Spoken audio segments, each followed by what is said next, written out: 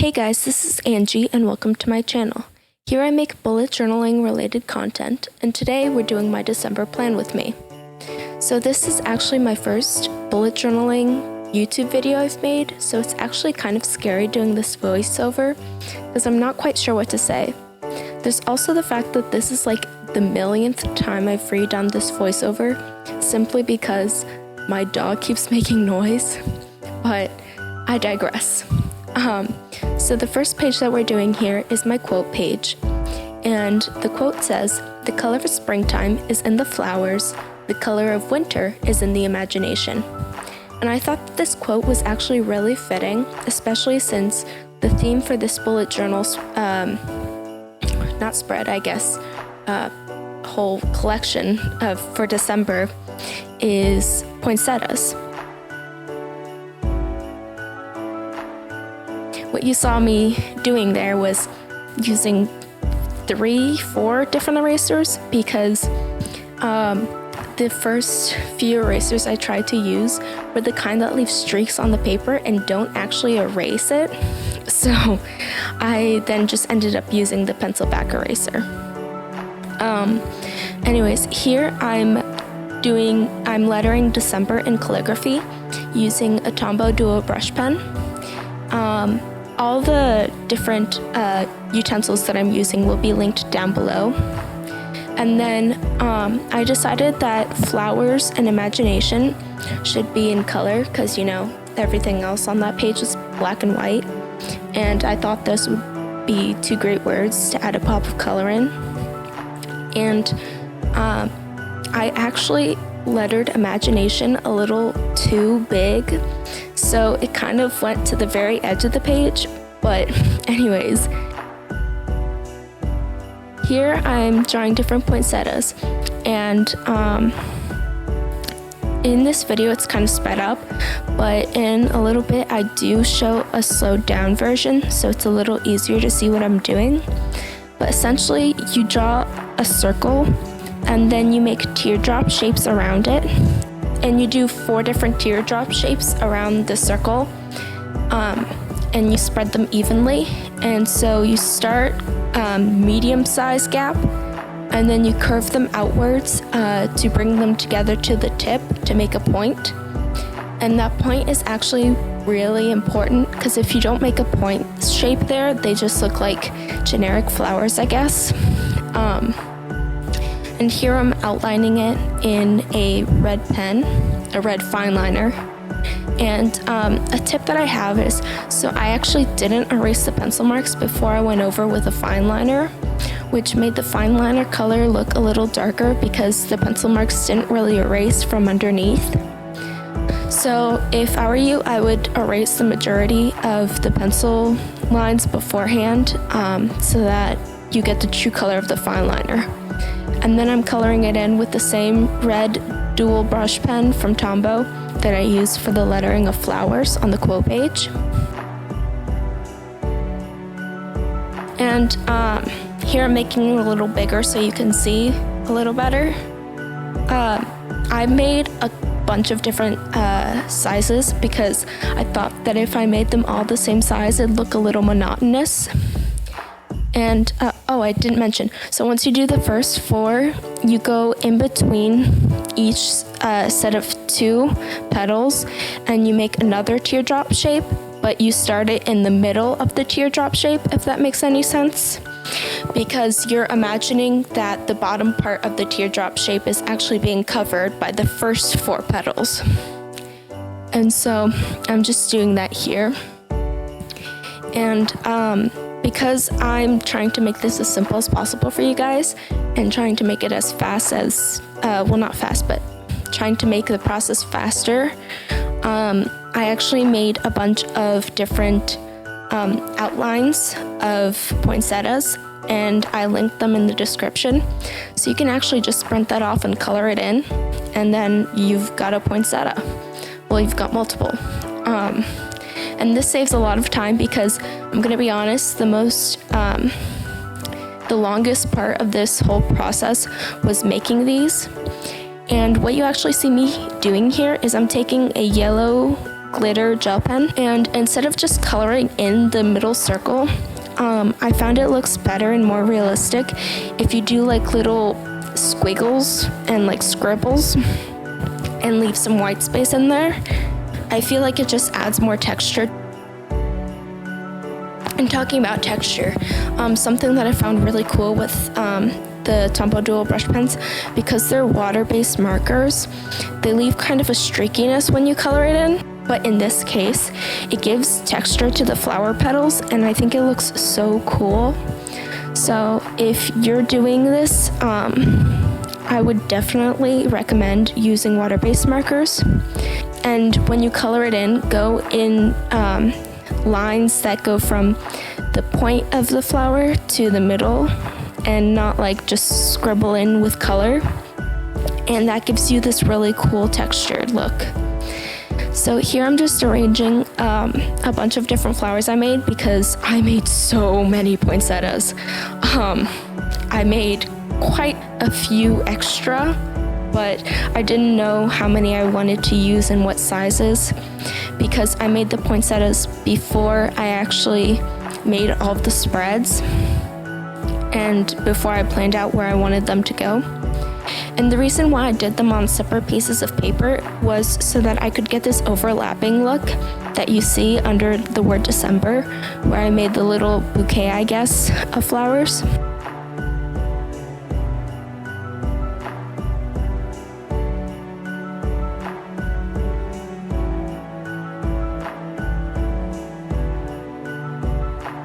And here I thought something was missing, so my dad actually told me that I should draw a bow. So here I'm drawing a bow with a green fine liner and coloring it in with the same green dual brush pen that I used for the lettering of December and Imagination. And the cool thing with water-based markers is you can actually build up the color and make it darker by going over it many times. So that's what I'm actually doing right here to add shadow to the back of the ribbon. And then I just cut that out, like I cut out all the poinsettias, and I glued it to the top of the page. What you saw me doing earlier was I was using a glue tape, but first of all, the glue tape I was using was not my favorite glue tape ever. And then also I made these poinsettias and the ribbon out of scrap cardstock that I had, and that's what you saw. There was stuff printed on the back side, but it was just scrap paper. And with cardstock, I think that the glue tape just wouldn't work for it, so I ended up using a glue stick, and you'll see me using it throughout this whole December theme. And I got glue all over my hands, but I think it was worth it. So next here I'm working on my calendar page, and I'm just using a green fine liner to make the different boxes. And I would tell you what the box dimensions are, but first of all, I don't remember. And second of all, I'm using this weird notebook that doesn't have like standard 5mm by 5mm dots, like dot spacing. So the dot spacing is a little funky, and so I plan on using a different notebook for the beginning of next year and for the rest of time, simply because this also doesn't have the standard 160 GSM paper that's thick. So what you'll see later is there is a little bit of ghosting, but here I'm using that glittery, sparkly yellow gel pen that I use for the center of the poinsettias to just write the days of the week and to write the numbers of the week. And then I'm using my hard tip Tombow Fudenosuke brush pen to write December. Then I'm using the bullet tips of the green and red dual brush pens that I used earlier to write goals and achieved. And so something that I find really important is to limit myself to writing 5 boxes for goals and 3 boxes for achieved. Because if you put too many goals, then it's just going to be so hard to complete them all, and you're going to feel the pressure that you just have so much to do. And I find that pressure so paralyzing. And when you just do 3 boxes for achieved, it makes you feel like, if you achieve 3 things this whole month, that's good. And I always find that I end up achieving more than 3 things, and I add more goals, but I only add more goals once I've completed those 5 goals, because otherwise it's just too much. And here I use some grid washi tape to decorate the corners, along with more of the poinsettias that I drew and cut out to decorate the corner.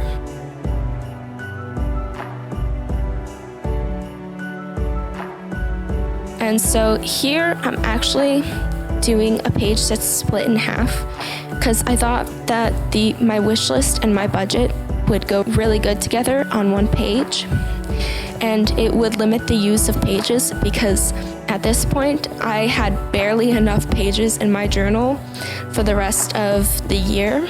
And actually I had 1 less page than what I needed, so I'm probably going to make an Instagram post showing what I do about that. But anyways, here I'm writing wish list and budget, and I'm actually going through and looking at how many spaces I should add for the cost columns, and I decided on making 5 spaces so that if anything is $100, it has 3 spaces for the dollars and 2 spaces for the cents. And so at the bottom I'm writing totals, and I just want to explain why I have 3 columns. So the first column is to write the item. Then the second column is to write the cost of that item. And then I end up writing a lot of things that I want, but not getting all of them in 1 month. So then the third column is for the cost this month. And there I just put the cost of the things that I actually did buy this month in that column. By the way, I keep turning the page to reference my grid spacing guide that I made at the beginning of the year and the beginning of my bullet journal. And I put 3 spaces because I have 3 people to worry about getting gifts for, and that's my sister and my parents. And then I made a column for writing down the item. And then usually, since I don't buy things, I usually make things because that's kind of my thing, I guess. I'm a very creative-oriented person. I don't write the cost, but instead I write the completed by date, so the day that I completed that project by, and then gifted for the day that I gifted it to them. Because, sometimes I don't just gift it on Christmas, but like for birthdays and stuff like that. So yeah, I use the yellow glittery gel pen for the outlines, and then a red fine liner to write all the words. And then I'm going through and I'm just adding more of those poinsettias.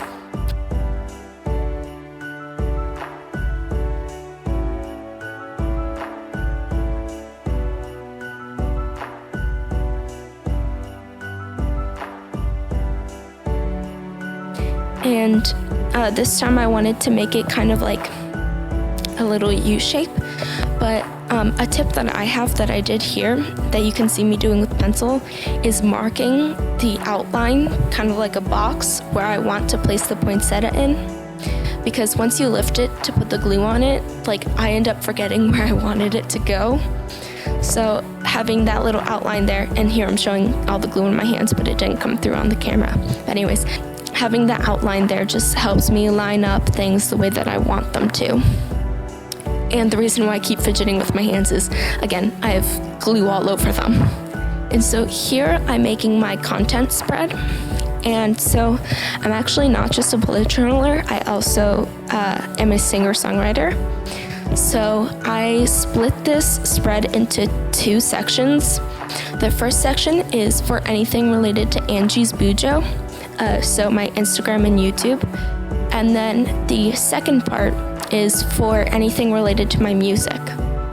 And so content can be anything from what I think I'm gonna post, or theme ideas for my bullet journal, or song ideas to write about, and different teasers for songs that I would like to post, or if I want to make a music video. then that would go here too. It's just basically an idea spread. And I accidentally made a line that was in the wrong spot, and I tried to cover it up with first a white marker, then a white gel pen, and neither worked. So I ended up reaching for a good old whiteout to cover that up. And then the next page was actually my song list, but I didn't want to do that on camera because they're unreleased songs, and I don't want to, give away all those songs. But it'll be completed off camera and not shown to the public. But next, I'm doing my weekly, and this is the final spread. And here I'm splitting it into 8 boxes. The first box is just to write the timeline. So this is for December 4th through 10th. And then the leftover 7 boxes are for each day's tasks. And it goes through Sunday to Saturday because I start my weeks on Sunday.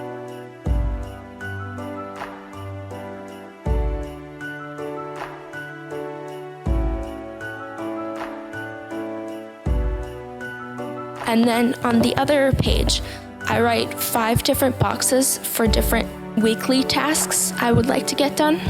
And again, I like to limit myself to 5 things, and I like to make them small things that I know I can achieve in the week so that I'm not putting too much pressure on myself. And then here I'm just making a mini calendar just with the days of the week, and not really writing any events or anything, but just to tell myself, what day does this week start on, and like how many weeks I've left in December and stuff like that.